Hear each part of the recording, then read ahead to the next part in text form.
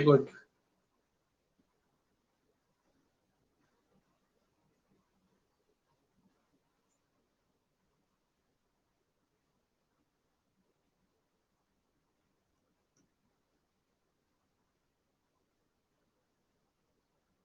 Good morning, all of you. Very good. आज तर direct near about 24 जण direct online at a time 23, 24 fast connect व्हा सर्वजण. Very good.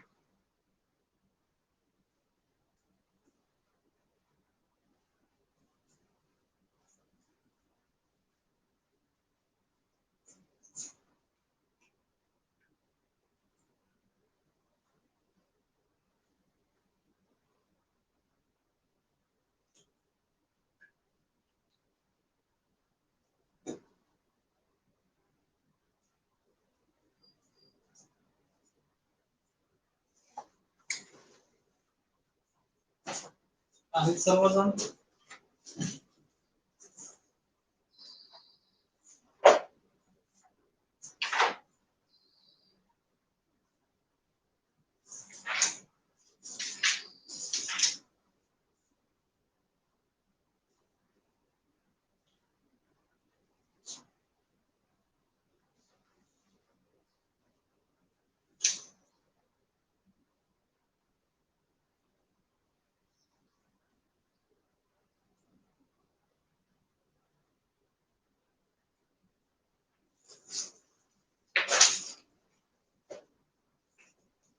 आहेत का बाकीचे सर्व?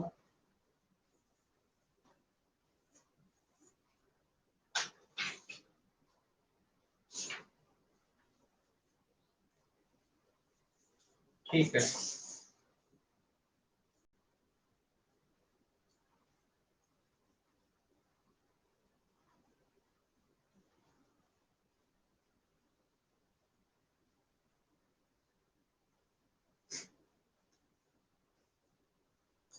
लास्ट लेक्चरला आपण आयोनायझेशन एनर्जी हा कन्सेप्ट आपण डिस्कस केला, बरोबर का नाही? आयोनायझेशन एनर्जी मध्ये आपण आयोनायझेशन एनर्जी आणि त्याचे टाइप्स पाहिले होते. टाइप्सचे ऑर्डर पण आपण पाहिले होते, बरोबर का नाही? राईट. वाटतं आयोनायझेशन एनर्जी आणि आयोनायझेशन एनर्जीचे टाइप्स पर्यंत आपण पाहिलं आणि त्याच्यानंतर लाईट गेली, नेटवर्क बंद झालं आणि आपलं लेक्चर स्टॉप झालं मध्येच, बरोबर. आता त्याच्यानंतर कालचं व्हिडिओ जे लेक्चर आहे ते अपलोड सुद्धा झालेलं आहे, तुम्ही पाहिलं असेल ऍप वरती. कालचं लेक्चर अपलोड केलंय मी. आणि मग ते तिथून टाइप्स ऑफ आयोनायझेशन एनर्जीच्या समोरचं मग आज आता आपण डिस्कस करूया. ठीक आहे. बघा, तर आपल्याला हे तर क्लिअर झालं की आयोनायझेशन एनर्जी मध्ये टाइप्स ऑफ आयोनायझेशन एनर्जी किती आहेत आणि त्याच्यामध्ये आयोनायझेशन एनर्जी कोणती जास्त असते आणि कोणती आयोनायझेशन एनर्जी ही कमी असते किंवा लेस असते. ठीक आहे. राईट. त्याच्यानंतर आता आपल्याला आज डिस्कस करायचं आहे trends ionization energy along the group मध्ये. हे एक लक्षात ठेवा, थोडस इम्पॉर्टंट आहे. Ionization energy along the group. आता बघा, left hand side to right hand side बघू आपण ग्रुप नंतर, पण अगोदर टॉप टू बॉटम बघा. नायट्रोजन सांगू शकता तुम्ही सुद्धा लगेच.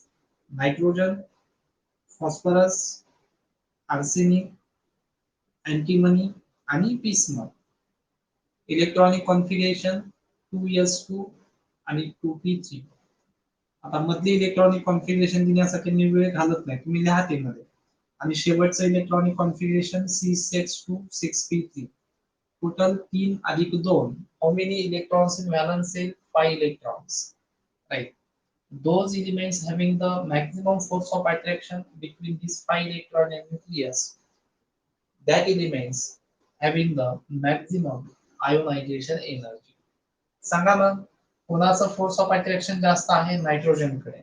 ऍटॉमिक साइज स्मॉल आहे, त्यामुळे नायट्रोजनची आयोनायझेशन एनर्जी कशी असणार? जास्त असणार. आणि बिस्मथची आयोनायझेशन एनर्जी कमी असणार. म्हणजेच आपण लिहू शकतो या ठिकाणी ग्रुप मध्ये the top to bottom ionization energy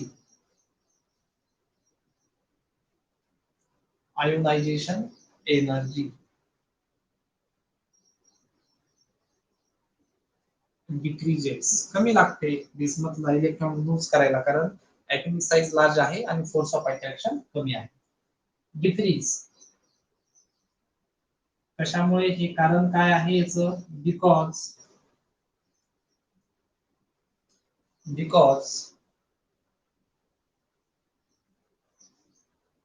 atomic size increases and force of attraction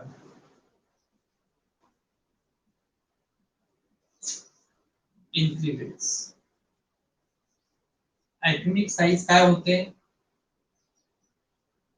increase होते आणि फोर्स ऑफ अट्रॅक्शन इन्क्रीज नाही, काय होते? डिक्रीज होते. Force of attraction decrease. तर दिस इज कॉल्ड, मग या ट्रेंड्सला आपण म्हणतो ionization energy along the group मध्ये. ठीक आहे. नेक्स्ट प्रेयर मध्ये बघा, प्रेयर मध्ये थोडासा चेंज आहे. कोणती आयोनायझेशन एनर्जी बघा, जनरली जर आपण टोटल आयोनायझेशन एनर्जीचा विचार जर केला, the left hand side, left to right hand side, left to right hand side काय होईल बरं, सांगता येईल का? Left to right hand side लिहू का मी इथं? हे ग्रुप मध्ये झालं ना. आता लेफ्ट टू राइट म्हटल्यानंतर बोरॉन पासून, म्हणजे बोरॉन, कार्बन, नायट्रोजन, ऑक्सिजन आणि फ्लोरीन. फर्स्ट आणि last electronic configuration 2s2 2p3, आणि याचं इलेक्ट्रॉनिक कॉन्फिगरेशन याचं तर तुम्हाला सांगता येईल, काल पाहिलं आपण.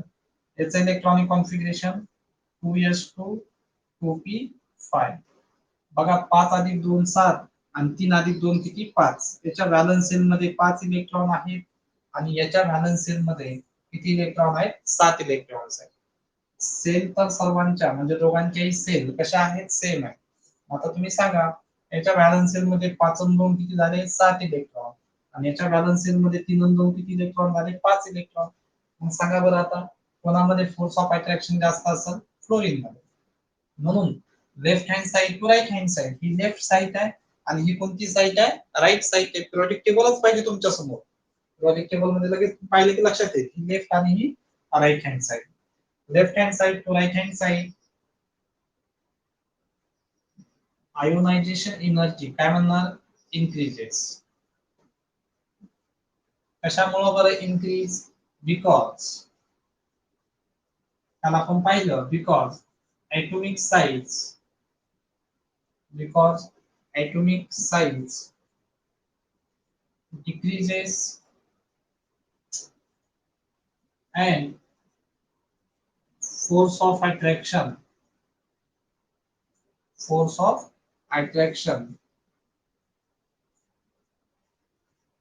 increases. फोर्स ऑफ अट्रॅक्शन आता काय होतं? इन्क्रीज होतं. चला, यामुळे आपण म्हणतो की प्रेग मध्ये left hand side to right hand side ionisation energy increase होते, कारण आयोनायझेशन एनर्जी म्हणजे काय? Energy require to remove the electron from valence shell. Valence shell मधनं इलेक्ट्रॉन रिमूव्ह करण्यासाठी जे एनर्जी लागते ना, त्या एनर्जीला म्हणतो आपण आयोनायझेशन एनर्जी. ठीक आहे. त्याच्यानंतर आता आयोनायझेशन एनर्जीचा ऑर्डर बघूया आपण, त्याची गरज नाहीये तुम्हाला. ठीक आहे. Order of ionisation energy, next point आपला, the order of ionisation energy. Order of ionisation energy, तर कोणाची टॉप टू बॉटम जर विचार केला तर नायट्रोजनची सर्वात जास्त, कोणापेक्षा? फॉस्फरस, आर्सेनिक, अँटीमनी आणि बिस्मथ, अशी ऑर्डर आहे. या ऑर्डरला आपण कोणती ऑर्डर म्हणणार? डिक्रीजिंग ऑर्डर म्हणणार. ठीक आहे. त्याच्यानंतर आता डिक्रीजिंग ऑर्डर बिस्मथ, त्यानंतर अँटीमनी, त्यानंतर आर्सेनिक, त्यानंतर फॉस्फरस, सल्फर, नायट्रोजन, याला म्हणतो आपण कोणती ऑर्डर? Increasing order. काय प्रॉब्लेम आहे बघूया.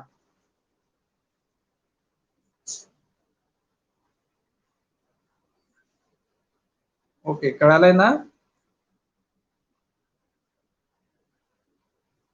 Top to bottom decrease, left to right increase. Very good. Same same same कोणत्या ग्रुप सारखं? आपल्या कोणत्या ग्रुप सारखं? 13 group, T block, S block, same तेच आहे. थोडंसं रिव्हिजन, थोडं त्यामुळे फास्ट घेतला आपण. ठीक आहे, हे झालं कशाची ऑर्डर? ग्रुप मध्ये. आता प्लेन मध्ये ऑर्डर जर म्हटलं तर बघा बरं, प्लेन मध्ये एलिमेंट्स कोणकोणते आहेत? बोरॉन आहे, कार्बन आहे, नायट्रोजन आहे, ऑक्सिजन आहे आणि फ्लोरीन आहे. कोणाची जास्त? फ्लोरीनची जास्त आहे. कोणती ऑर्डर म्हणणार याला? इन्क्रीजिंग ऑर्डर म्हणतात. आता डिक्रीजिंग ऑर्डर कशी? फ्लोरीनची जास्त, त्यानंतर ऑक्सिजनची, त्यानंतर नायट्रोजनची, त्यानंतर कार्बन, त्यानंतर बोरॉन. च्या ऑर्डरला कोणती ऑर्डर म्हणणार? डिक्रीजिंग ऑर्डर म्हणतात. दिस इज कॉल्ड आयोनायझेशन एनर्जी. ही सरळ सरळ कन्सेप्ट झाला. आता पण याच्यानंतर थोड्यासा महत्वाचे पॉइंट्स आपल्याला आयोनायझेशन एनर्जीच्या रिलेटेड काय करायचे आहे, डिस्कस करायचे आहे. तर याचा तुम्ही स्क्रीनशॉट घ्यायचा आहे. याचा सर्वांनी स्क्रीनशॉट, सर्वांना स्क्रीनशॉट घेता येतो? राईट, सर्वांनी स्क्रीनशॉट घ्या. आणि ज्यांना येत नसेल तर मला कमेंट मध्ये सांगा, नाही मी तुम्हाला स्क्रीनशॉट घेऊन पाठवतो. आणि यायलाच पाहिजे स्क्रीनशॉट, तुम्ही काही लहान नाहीत आता, बरोबर का नाही?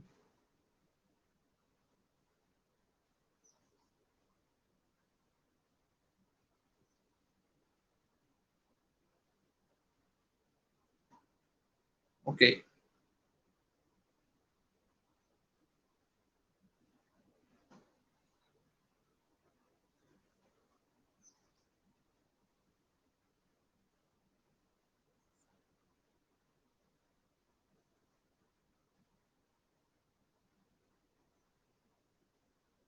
घेतला स्क्रीनशॉट? घेतला सर्वांनी?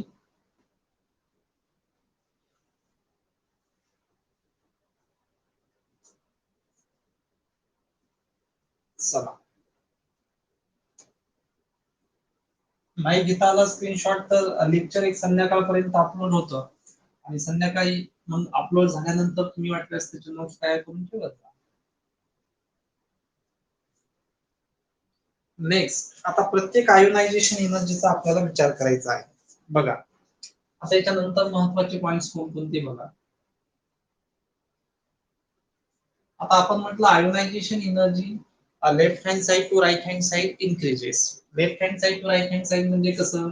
फॉर एक्झाम्पल इथं घेतला आपण 13 ग्रुप, इथं घेतला आपण 14 ग्रुप, इथं घेतला आपण 15th ग्रुप, इथं घेतला आपण 16th ग्रुप, आणि शेवटी घेतला आपण 17th ग्रुप. दिसतंय का? बघू द्या.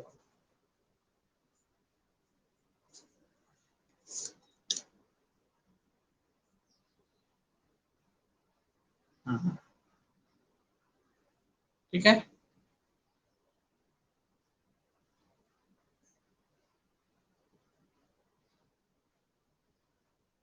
ओके,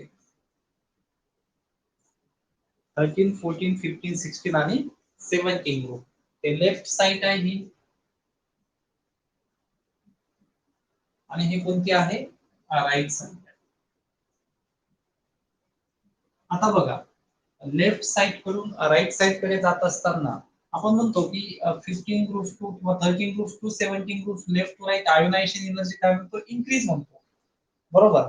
पण आता काही एक्सेप्शन केस आहेत, त्या एक्सेप्शन केस आपण डिस्कस करूया. बघा काय एक्सेप्शन केस आहेत. आता बघा, प्रत्येकाचं फर्स्ट, सेकंड, थर्ड त्या आयोनायझेशन एनर्जी आपल्याला डिस्कस करायचं आहे. बघा, द फर्स्ट आयोनायझेशन एनर्जी कोणती? First ionization energy,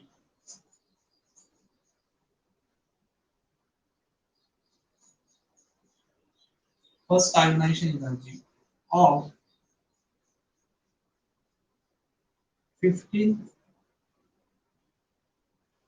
15 group element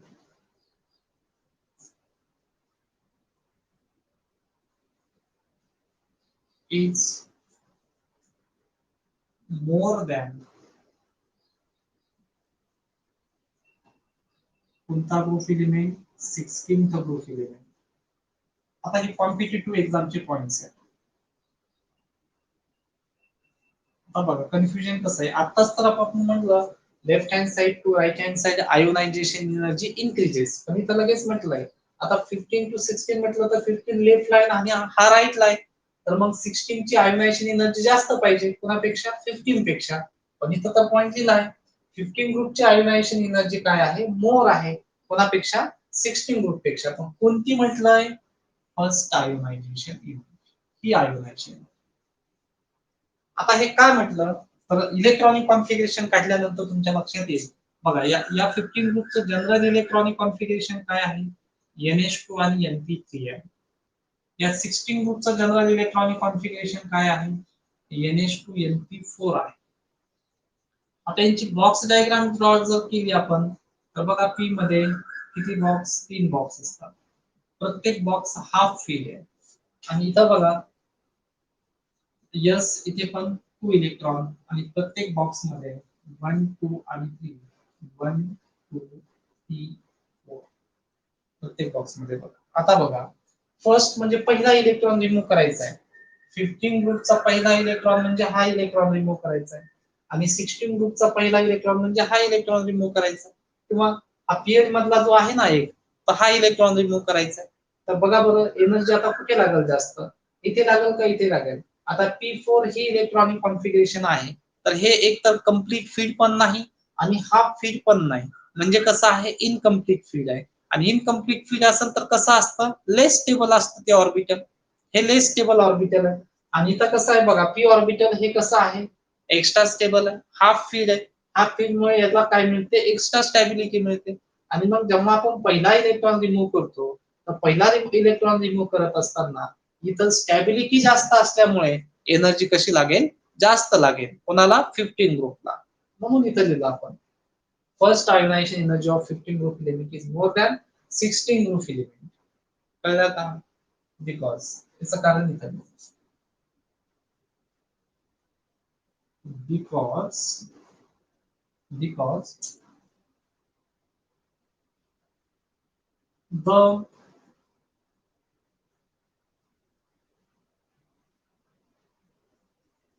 general electronic configuration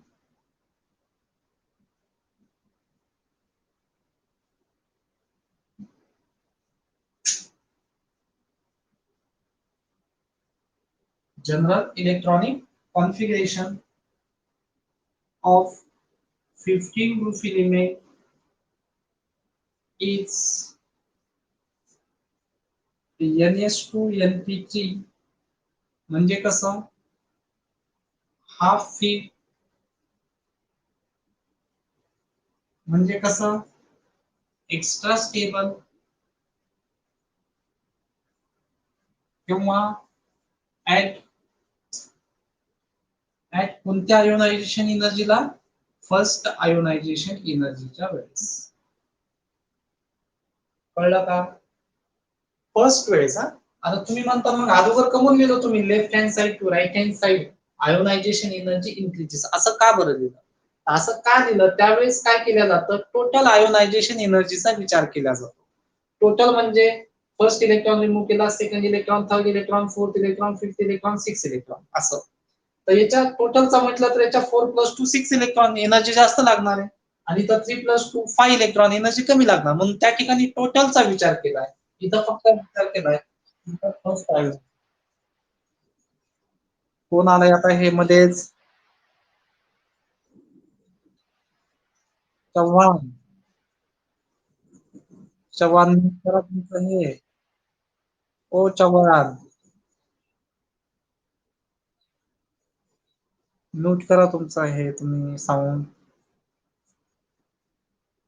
ठीक आहे, असं डिस्टर्बन्स नको व्हायला. फर्स्ट आयोनायझेशन एनर्जी 15 ग्रुपची मोर आहे. आता तुम्ही म्हणता मग सेकंडला तर आमचा नंबर येईल ना, सेकंडला म्हणजे कोणी 16 ग्रुप एलिमेंट म्हणतील सेकंडला तर आम्ही स्टेबल होतो. बरोबर आहे. जेव्हा सेकंड आयोनायझेशन एनर्जीची वेळ येईल म्हणजे हा इलेक्ट्रॉन इथला रिमूव्ह होणार, हा इलेक्ट्रॉन इथला रिमूव्ह होणार. आता सेकंड टाइमला काय होणार, हे असं होणार ना, इलेक्ट्रॉनिक कॉन्फिगरेशन 1 2 3 म्हणजे हा फील होणार आणि हे कसं होणार 2 होणार.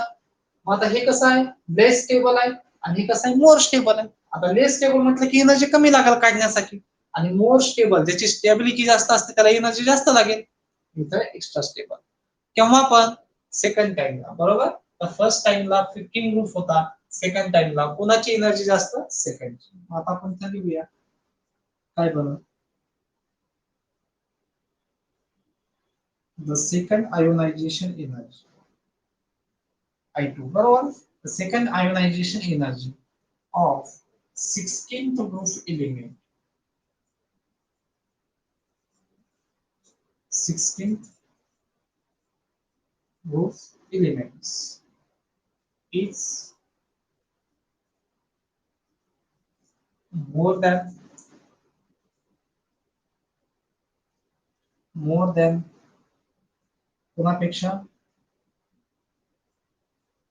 15th group elements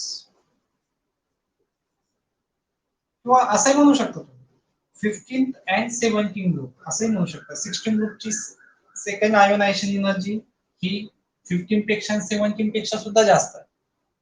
ठीक आहे. आणि फर्स्ट आयोनायझेशन एनर्जी 15 ग्रुपची 16 पेक्षा 17 ग्रुप पेक्षाही जास्त असंही म्हणू शकता. काय यायचं ठीक आहे. देन आता थर्ड आयोनायझेशन एनर्जी थर्डच्या वेळेस आता फर्स्टच्या वेळेस तर इथला गेला आणि इथला झाला म्हणजे हे दोन्ही कसे होणार अनस्टेबल होणार. बरोबर. इनकम्प्लीट ऍटॉमिक ऑर्बिटल होणार. थर्डला याचं बघा इलेक्ट्रॉनिक कॉन्फिगरेशन NS2 NP5 मग इथं एक बॉक्स काढला आपण पी अवेलेबल 5 1 2 आणि 3 1 2 3 4 आणि 5 बघा. आता थर्ड टाइम इथला इलेक्ट्रॉन गेला, सेकंडला इथला इलेक्ट्रॉन गेला, जेव्हा तिसरी वेळेस येईल तेव्हा याचं इलेक्ट्रॉनिक कॉन्फिगरेशन कसं होईल हाफ पी होईल. बरोबर. म्हणजे आता काय म्हणून लिहिणार आपण थर्ड आयोनायझेशन एनर्जी कोणत्या ionisation energy third ionisation energy of कोणत्या ग्रुप एलिमेंटची 17 group element 17 group element is more than कसं मोर दॅन कोणापेक्षा 15th ग्रुप पेक्षा आणि 16th ग्रुप पेक्षा. कळलं. म्हणजे तुम्हाला जर विचारलं left hand side to right hand side first ionization energy कोणत्या ग्रुपची मोर आहे तुम्ही म्हणता फर्स्ट आयोनायझेशन एनर्जी ही 15 ग्रुपची कशी आहे मोर आहे. तुम्हाला विचारलं सेकंड आयोनायझेशन एनर्जी कोणत्या ग्रुपची मोर आहे तुम्ही म्हणता 16 ग्रुपची मोर आहे. आणि तुम्हाला विचारलं थर्ड आयोनायझेशन एनर्जी कोणत्या ग्रुपची मोर आहे तुम्ही म्हणता 17 ग्रुपची मोर आहे. तर असे आन्सर्स तुम्हाला particular types of ionisation energy वरती जर विचारलं तर अशा प्रकारचे तुम्हाला आन्सर्स जे आहेत ते काय करावे लागतील द्यावे लागतील. फर्स्ट जे होतं ग्रुप आणि पिरियड मध्ये ते सरळ होतं टोटलचा विचार केला आणि आता आपण इंडिव्हिज्युअली प्रत्येक टाइपचा विचार केला. ठीक आहे कळालं. तर हे पुन्हा याचा स्क्रीनशॉट घ्या तुम्ही लिहित बसू नका आता स्क्रीनशॉट घ्या नंतर लिहा मग याला. बरोबर. आणि त्याच्यानंतर आता आपण पाहणार आहोत त्याच्यानंतरचा ट्रेंड्स तो म्हणजे ऑक्सिडेशन स्टेट ऑफ कोणता group element 15 group element discuss करूया. याचा स्क्रीनशॉट घ्या फास्ट. खालचं दिसत नसेल तर थोडस वरती घेतो याला.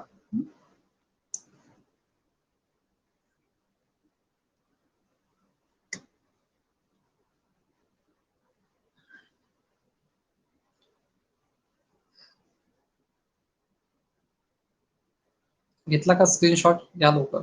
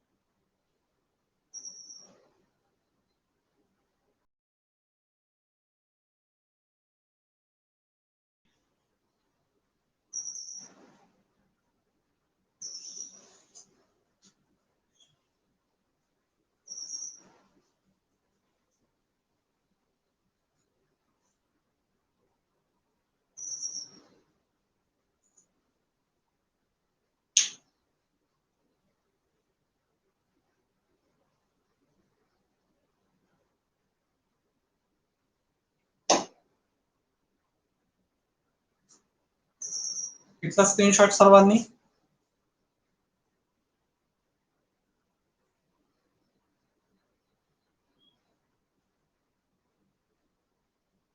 येस. Okay, good. कळालं सर्वांना?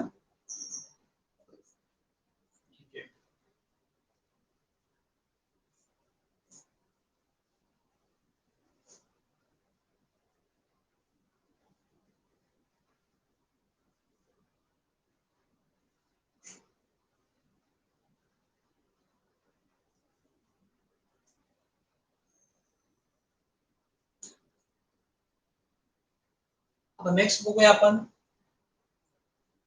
त्याच्यानंतरचा ट्रेंड्स मध्ये शेवट आता द ऑक्सिडेशन स्टेट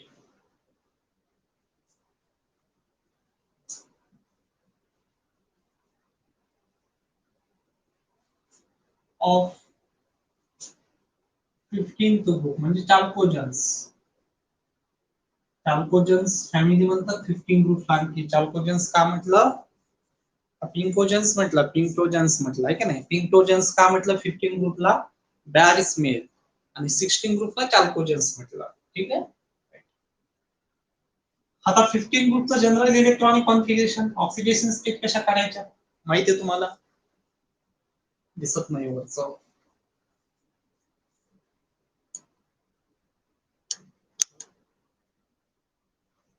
आता दिसेल. ठीक आहे.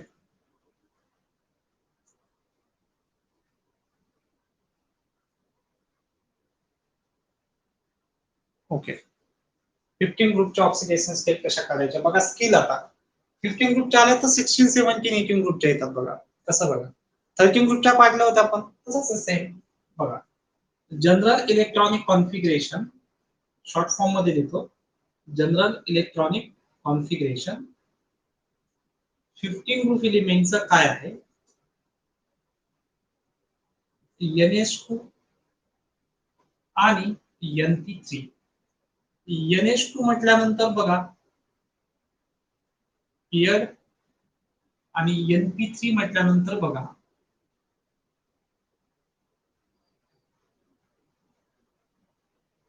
थ्री अनपिअर.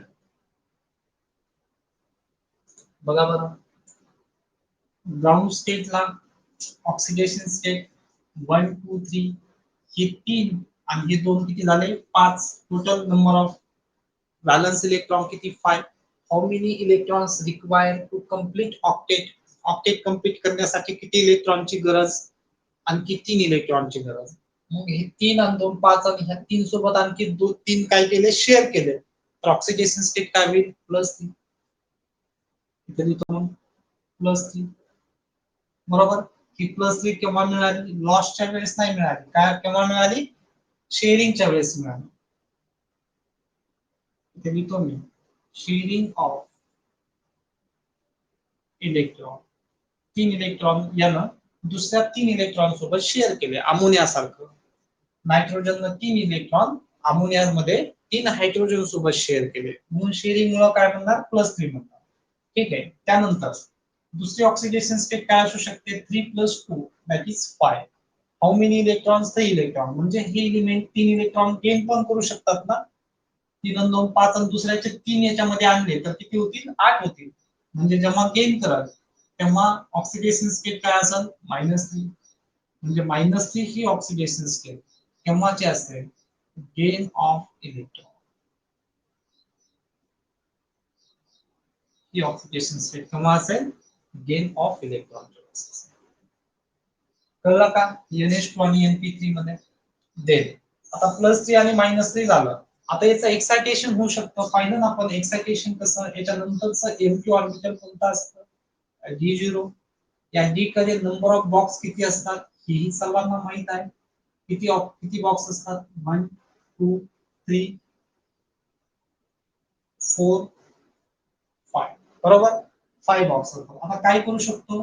हा जो काही 15 ग्रुप एलिमेंट आहे, पेअर इलेक्ट्रॉन जो आहे S मधला, तो ते काय करू शकतात? ट्रान्सफर करू शकतात. कुठे बरं? D मध्ये. मग त्यावेळेस त्याचं इलेक्ट्रॉनिक कॉन्फिगरेशन काय होईल बघा. Excited state electronic configuration, excited state electronic configuration. काय मिळेल मग excited state electronic configuration? NS1 NP3 कारण इथला इलेक्ट्रॉनिक किती गेला आणि NB आता काय होईल मग NB1. NS1 म्हटल्यानंतर आता बघा एक अनपेड इलेक्ट्रॉन P3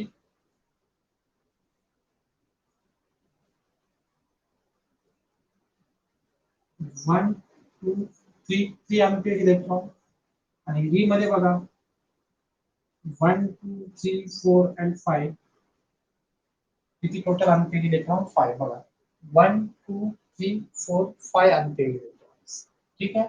मग आता 5 अनपेड हे आहेत आणि 5 अनपेड शेअर केले तर टोटल ऑक्सिडेशन स्टेट काय होईल मग +5 होईल. म्हणजे ही +5 केव्हा मिळाले इलेक्ट्रॉन शेअर केल्यानंतर. इथं गेन करणार नाही इलेक्ट्रॉन कारण गेन केले तर काय होईल 10 इलेक्ट्रॉन्स होतील ना. मग त्यापेक्षा प्रत्येक एलिमेंट प्रत्येक इलेक्ट्रॉन स्टेबल होण्यासाठी काय करणार शेअर करणार म्हणून +5 शेअरिंग ऑफ इलेक्ट्रॉनच्या वेळेस मिळाले. तर म्हणजे टोटल ऑक्सिडेशन स्टेट एक +3 मिळाली, एक -3 मिळाली, एक +5 मिळाली. इथपर्यंत बेसिक तुम्हाला माहित होतं. आता कॉम्पिटिटिव्ह एक्झामच्या बेसवरती क्वेश्चन्स याच्यावरती कसं विचारतात ते बघायचं आपल्याला. टोटल ऑक्सिडेशन स्टेट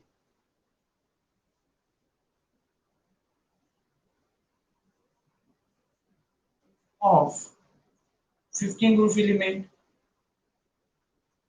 15 group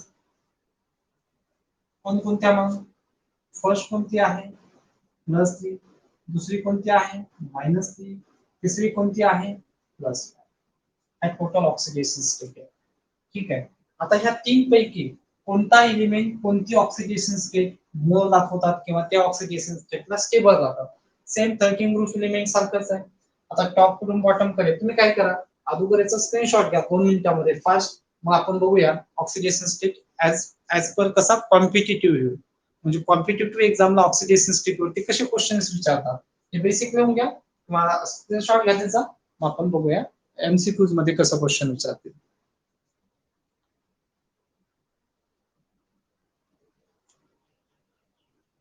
आता दिसत नाही का चव्हाण? स्क्रीन ब्लर होत आहे. रोहन आता दिसतंय का? सुरुवातीला झाला असेल मी जेव्हा हेडलाईन टाकली होती ना त्यावेळेस. आता दिसतंय का रोहन आणि चव्हाण? मग दोघांना दिसत नव्हतं दिसतंय राईट. आणि चव्हाण तुम्हाला दिसतंय का? तुम्ही पण दिसत नाही म्हटलं होतं आता रोहनला दिसतंय.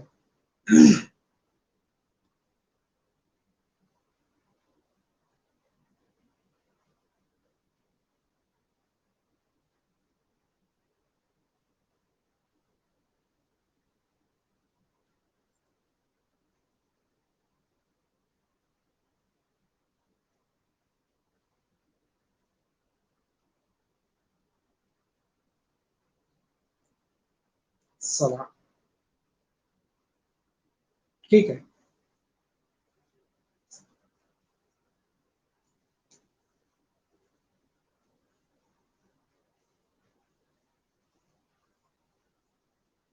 आता बघा नेक्स्ट बघूया आपण आता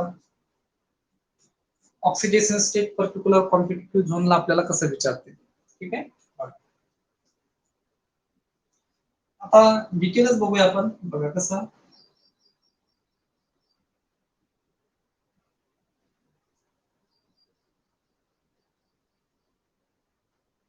द स्टॅबिलिटी अगोदर पॉइंट घेऊ आणि नंतर मी तुम्हाला समजून सांगतो. The stability of +3 oxidation state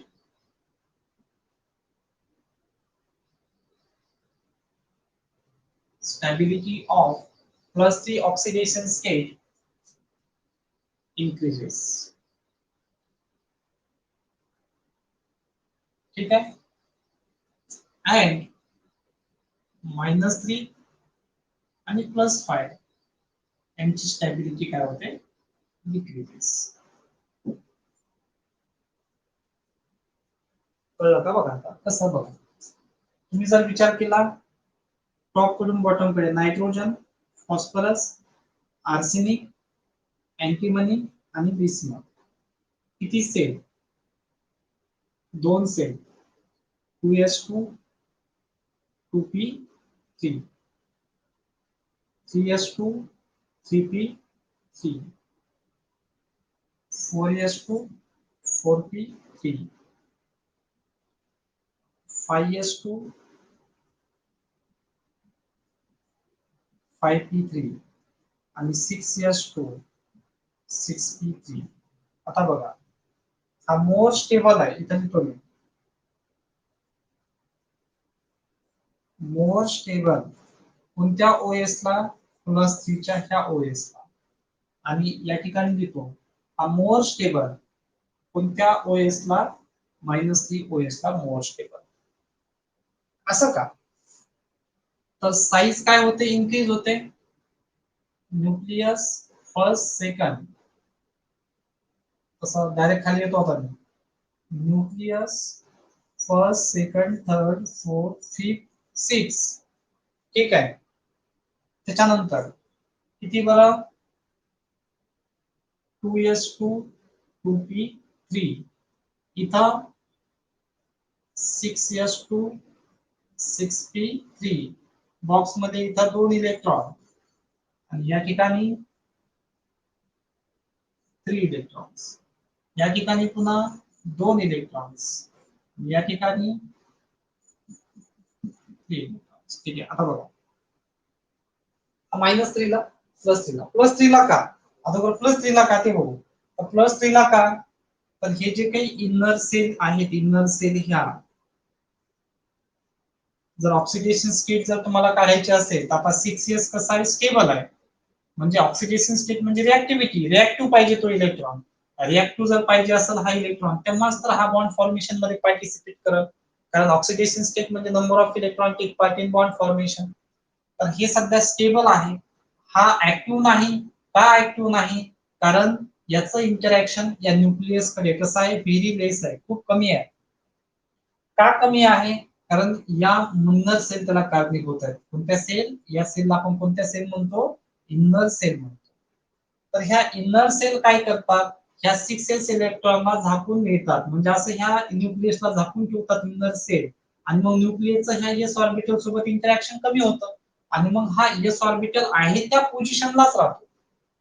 आता जर समजा मी तुम्हाला हे शिकवलं आणि हे शिकवलं का, शिकवल्यानंतर तुम्हाला कळालंच नाही किंवा तुम्हाला कळलंय का नाही हे चेकच केलं नाही, त्याचा अर्थ तुम्ही ऍक्टिव्ह आहात का? नाही. तुम्ही रिएक्टिव्ह आहात का? नाही. कारण मी चेकच केलं नाही, तुम्हाला विचारलंच नाही. तसं इथं या ठिकाणी 6s इलेक्ट्रॉन न्यूक्लियसच्या इंटरॅक्शन मध्ये येतच नाही. कशामुळे? तर ह्या इनर सेल मध्ये f आणि d ऑर्बिटल इंटर होतात आणि त्या हे न्यूक्लियसला पूर्ण सेल करतात. त्याला म्हणतो आपण कोणता इफेक्ट? Selling effect. कोणता इफेक्ट म्हणतो आपण याला? सेलिंग इफेक्ट म्हणतो. ठीक आहे. तर बिस्मथ किंवा अँटीमनी ह्या दोघांमध्ये सेलिंग इफेक्ट जास्त असल्यामुळे हे पेअर इलेक्ट्रॉन ऍक्टिव्ह राहत नाहीत, हे बॉन्ड फॉर्मेशन मध्ये पार्टिसिपेट होत नाहीत आणि मग हे अनपेड इलेक्ट्रॉन अनस्टेबल आहेत. अनस्टेबल म्हणजे एनर्जी जास्त आहे. एनर्जी जास्त आहे म्हणजे ऍक्टिव्ह आहेत. ऍक्टिव्ह आहेत म्हणजे हे डायरेक्ट काय होणार? बॉन्ड फॉर्मेशन मध्ये पार्टिसिपेट होणार. आता बॉन्ड फॉर्मेशन मध्ये पार्टिसिपेट होण्यासाठी 2 ऑप्शन आहेत पुन्हा त्याच्याकडे. 3 आणि 2 5 झाले. एक तर 3 इलेक्ट्रॉन गेन करायचे, नाहीतर हे 3 इलेक्ट्रॉन शेअर करायचे. 3 इलेक्ट्रॉन गेन केले तर ऑक्सिडेशन स्टेट -3 असणार. 3 इलेक्ट्रॉन शेअर केले तर ऑक्सिडेशन स्टेट +3 असणार. मग ऑप्शन कोणतं सिलेक्ट करणार? आता यांना इलेक्ट्रॉन गेन करायचं म्हटलं तर अट्रॅक्टिव्ह फोर्स पाहिजे. अट्रॅक्टिव्ह फोर्स पाहिजे म्हणजे इलेक्ट्रोनिगेटिव्हिटी जास्त पाहिजे. आता इलेक्ट्रोनिगेटिव्हिटी तर बिस्मथची कमी असणार. कशामुळे असणार? साईज जास्त आहे. इलेक्ट्रॉन इझिली त्याला काय करता येत नाही? गेन करता येत नाही. मग जर यांनी इझिली इलेक्ट्रॉन गेन केले नाही तर यांच्यामध्ये अट्रॅक्टिव्ह फोर्स जो आहे तो कसा असणार? कमी असणार. इलेक्ट्रॉन गेन करता नाही येत, त्यामुळे -3 दाखवता येत नाही. मग एकच ऑप्शन राहिलं, ते म्हणजे काय? इलेक्ट्रॉन काय करणे? शेअर. मग किती इलेक्ट्रॉन शेअर केला? 1 इलेक्ट्रॉन शेअर केला. तर मग कळालं का तुम्हाला मोर स्टेबल बिस्मथ का आहे? तर मी इथं लिहितो मग मोर स्टेबल बिस्मथ +3 ला का? बिकॉज more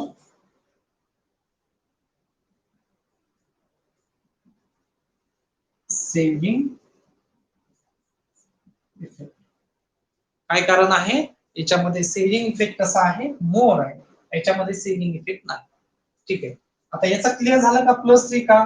सर्वांना क्लिअर झालं? कारण बिस्मथ आणि अँटीमनी यांच्याकडे सेव्हिंग इफेक्ट जास्त असल्यामुळे ते इलेक्ट्रॉन गेन करू शकत नाहीत, -3 नाही.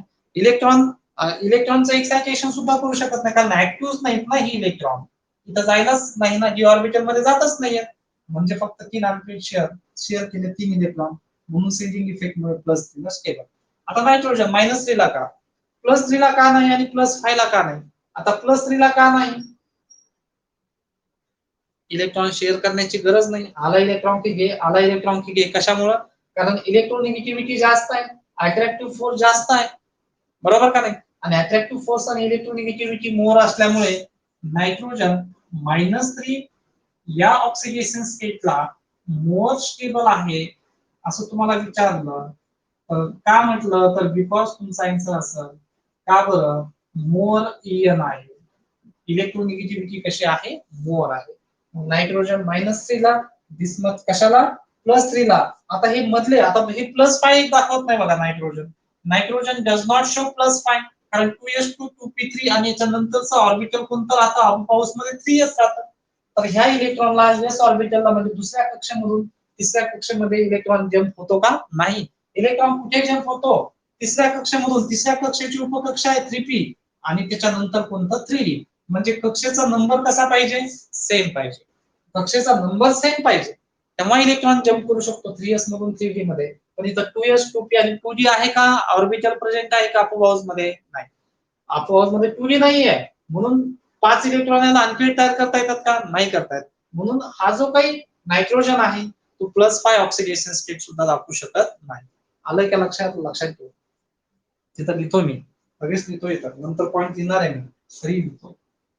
Nitrogen does not show +5 OS. कशामुळे? absence of कोणतं orbital? D orbital. D orbital nitrogen कडे कसं आहे? absent आहे. मग आता फॉस्फरस आर्सेनिक हे दोन दाखवू शकतात. कशामुळे? कारण याचं इलेक्ट्रॉन बघा, इथं बॉक्स डायग्राम जर ड्रॉ केली तर पियर, इथं जर ड्रॉ केली तर ती अनपियर आणि इथे काय डी ऑर्बिटल प्रेझेंट आहे. इथला इथं इलेक्ट्रॉन काय करू शकतो? तो जंप करू शकतो. म्हणजे काय होते ऑक्सिडेशन स्टेट या ठिकाणी? +5. म्हणजे फॉस्फरस कोणत्या ऑक्सिडेशन स्टेटला, आर्सेनिक कोणत्या ऑक्सिडेशन स्टेटला? +5 ला. नायट्रोजन कोणत्या? -3 ला. बिस्मथ कोणत्या? बिस्मथ आणि अँटीमनी कोणत्या ऑक्सिडेशन स्टेटला? +3 ला. आलंय का लक्षात? सेव्हिंग इफेक्टच्या इफेक्टमुळे. सेव्हिंग इफेक्टमुळे म्हणतो आपण की बिस्मथ जो आहे त्याच्याकडे सेव्हिंग इफेक्ट मोर असल्यामुळे +3 ला मोर स्टेबल आहे. नायट्रोजन सेव्हिंग इफेक्ट नाही, इलेक्ट्रॉन शेअरिंग करण्याची कॅपॅसिटी नाही, इलेक्ट्रॉन गेन करण्याची कॅपॅसिटी, इलेक्ट्रोनिगेटिव्हिटी मोर आहे म्हणून -3 ला मोर स्टेबल आहे. +5 नायट्रोजन दाखवत नाही कारण नायट्रोजन कडे डी ऑर्बिटल अब्सेंट आहे. मग फॉस्फरस आणि आर्सेनिक यांच्याकडे डी ऑर्बिटल, इथं 3d आणि इथं कोणतं 4d. हे इलेक्ट्रॉनचे इझी जंप करू शकतात. इलेक्ट्रॉन गेन करण्याची एवढी नायट्रोजन एवढी पॉवर नाही. नुसते 3 अनपेड इलेक्ट्रॉन शेअर करायचे तर एवढी मोठी ऍटॉमिक साईज सुद्धा नाही. म्हणजे इंटरमिडिएट एस मधला इलेक्ट्रॉन डी मध्ये ट्रान्सफर करू शकतात. 1 2 3 4 आणि हा इथे गेला तर किती होऊ शकते? 5. म्हणजे अशा टोटल किती ऑक्सिडेशन स्टेट असू शकतात त्याच्यामध्ये? +5. अशा टोटल 5 ऑक्सिडेशन स्टेट असू शकतात. That is called oxidation state of कोणता ग्रुप एलिमेंट? ह्या झाल्या 15 ग्रुप एलिमेंटच्या ऑक्सिडेशन. क्लिअर? कळालं सर्वांना? काही प्रॉब्लेम याच्यामध्ये नाही आहे का नाही? मी म्हणतोय आता तुम्ही समोर जर बसला असतात तर मला कळालं असतं तुमच्या चेहऱ्यावरनं की कुणाला कळालं किंवा कुणाला कम्प्लीट अंडरस्टँड, कुणाला नाही कळालं. ठीक आहे? आज आपण या ठिकाणी थांबतोय आणि तुमच्या लक्षात आलं नेक्स्ट लेक्चर आणखी थोडंसं डिटेल आपण बघणार आहे ऑक्सिडेशन स्टेट थोडेसे 2-3 पॉईंट. तर हे कॉम्पिटिटिव्ह एक्झामच्या व्ह्यू न आपल्याला असे क्वेश्चन्स विचारतात. तर हा कोणत्या ऑक्सिडेशन स्टेटला? +3 ला. कशामुळे? Saving effect. हा कोणत्या ऑक्सिडेशन स्टेटला? -3 ला. कशामुळे? मोर इलेक्ट्रोनिगेटिव्हिटी. फॉस्फरस आर्सेनिक कोणत्या ऑक्सिडेशन स्टेटला? +5 ला. कारण इलेक्ट्रोनिगेटिव्हिटी जास्त नाही आणि सेव्हिंग इफेक्टही जास्त नाही. इलेक्ट्रॉन जम्पिंग करू शकतात इझिली म्हणून +5 ला. नायट्रोजन +5 दाखवत नाही कशामुळे? Absence of D orbital. या सर्व गोष्टी आपण आज काय केल्या, डिस्कस केल्या. तर मग आता नेक्स्ट लेक्चरला आपण डिस्कस करूया नायट्रोजन ऑक्साईड मध्ये +1 पासून +2 +3 +4 +5 पर्यंत ऑक्सिडेशन स्टेट दाखवतो. कशामध्ये? ऑक्साईड्स मध्ये. ठीक आहे. आणि डिस्प्रपोर्शनेट मध्ये फॉस्फरस तुम्हाला 2 टाइपचे ऑक्सिडेशन स्टेट मिळतात, -1 आणि +1. तर नेक्स्ट लेक्चरला आपण त्या गोष्टी ऑक्सिडेशन स्टेटच्या रिलेटेड काय करणार आहोत, डिस्कस करणार आहोत. हे तुम्हाला मला वाटतं कळालं असेल, बरोबर का नाही? ठीक आहे. याचा आता स्क्रीनशॉट तुम्ही काढून घ्या आणि मग नेक्स्ट लेक्चरला रिमेनिंग पोर्शन जो आहे ऑक्सिडेशन स्टेटच्या रिलेटेड तो आपण नेक्स्ट लेक्चरला डिस्कस करूया. सेलिंग इफेक्ट नाव दिसत नव्हतं, आता काढा. आता स्क्रीनशॉट काढा. स्क्रीनशॉट घेता येतोय सर्वांना? ओके.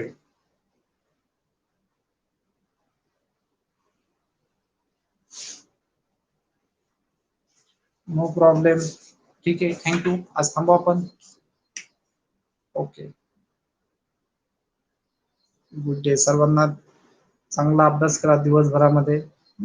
ठीक आहे. आज थांबू आपण.